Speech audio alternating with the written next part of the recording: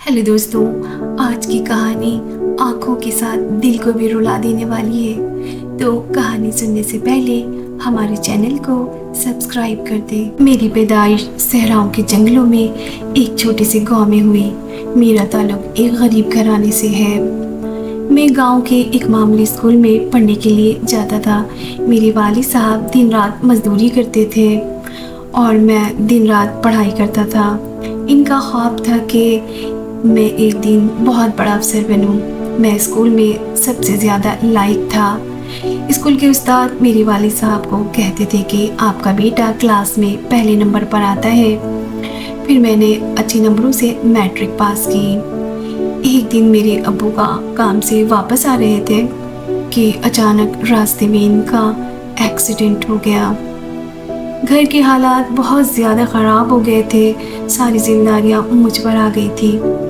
तो मैंने दिन रात मेहनत करना शुरू कर दी और अपनी पढ़ाई भी साथ साथ जारी रखी। मेरे घर कॉलेज से काफ़ी दूर था।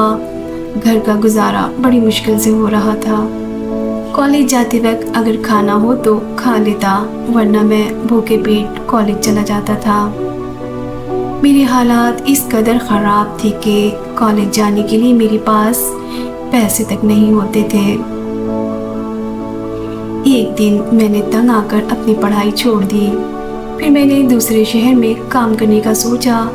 एक दिन ऐसे ही सोचते सोचते मैं एक होटल पर जाकर बैठ गया और मेरे पास पैसे भी नहीं थे कि मैं एक कप चाय पी लूँ।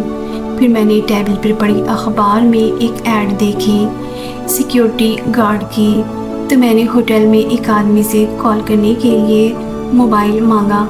इसने मुझे मोबाइल दे दिया और मैंने कंपनी के मैनेजर से बात की। इसने मुझे कहा कि आप लाहौर आ जाओ। जब मैं लाहौर पहुंचा तो मुझे कोई कुछ भी समझ में नहीं आ रहा था, क्योंकि मैंने इतना लंबा सफ़र पहली बार किया था। 10 घंटे के सफ़र में मैं बस यही सोचता रहा था कि काम मिलेगा भी या नहीं। जब मैं लाहौर पहुंचा तो मेरी जेब में इस वक्त 10 रुपये थे। मैंने 10 रुपये के बिस्किट लिए और साथ एक पानी का गिलास लिया और अल्लाह ताला का शुक्र अदा किया। तो बड़ी मुश्किल से मैं कंपनी के ऑफिस में पहुंचा। सामने मैनेजर ने मुझे जैसे ही देखा तो इसने मुझे कहा कि अरे भाई, तुम तो बड़े छोटे हो। तो मैंने इस मैनेजर से कहा, सर मैं बहुत गरीब हूँ, प्लीज़ मुझे आप कहीं पर भी काम पर लगवा दें। तो सर ने मुझे काम पर लगवा दिया। मेरी तनख्वाह इस टाइम 12,000 थी। उन्होंने मुझे एक यूनिफॉर्म और एक गन दे दी। मैंने अपनी ज़िंदगी में बंदूक पहली बार उठाई थी। तब मेरी ड्यूटी एक कॉलेज में लगी। तो वहाँ एक चचा पहले से ही काम करते थे। तो इस चचा ने मुझे अपने पास बिठाया और न जाने कौन सी मजबूरी थी जो तुम ये काम करने लगे हो।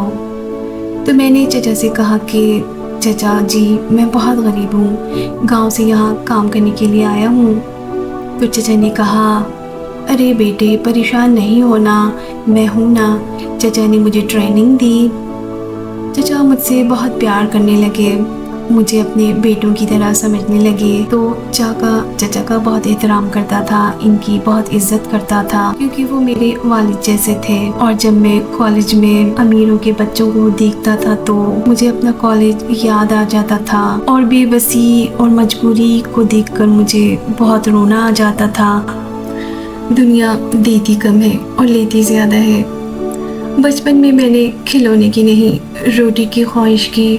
दूसरे बच्चों के हाथ में बस्ता होता था, मेरे हाथ में मजदूरी की छालें थी। कभी स्कूल का सहन दूर से देखता और सोचता काश मैं भी इस गेट के अंदर होता। पर माँ के कपड़ों में रफू लगाते हाथ और बाप के कमज़ोर बाजू मुझे रुला देते कि मेरी जगह क्लासरूम में नहीं, धूल पसीने और धूप में है।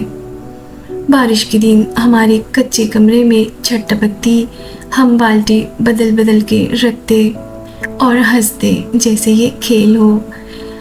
पर अंदर ही अंदर माँ की आंखें कहानी कह देती कि गरीबी खेल नहीं कैद है। लड़कपन आया तो ख्वाहिशें बड़ी हो गई, पर जेब खाली रही।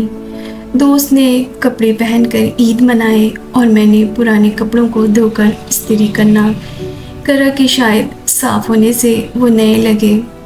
جب کبھی محبت کا سوچتا دل کہتا کہ کیا دے پاؤ گے اسے، اور میں ہنس کر اپنے خواب دفنا دیتا، کیونکہ خالی ہاتھ صرف ہاتھ نہیں، خواب بھی خالی ہوتے ہیں۔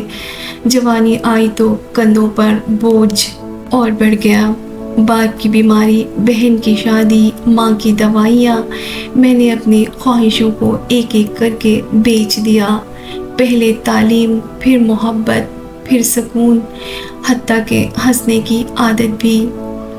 آج بھی محلے کے لوگ کہتے ہیں تم بہت مضبوط ہو، پر وہ نہیں جانتے مضبوطی تب آتی ہے جب آنکھوں میں رونے سے آنکھیں تھک جاتی ہیں اور دل ٹوٹنے سے عادی ہو جاتا ہے۔ میں نے زندگی میں سب کچھ سیکھا، مگر ایک چیز آج تک نہیں آئی، اپنے زخموں کو مرہم لگانا۔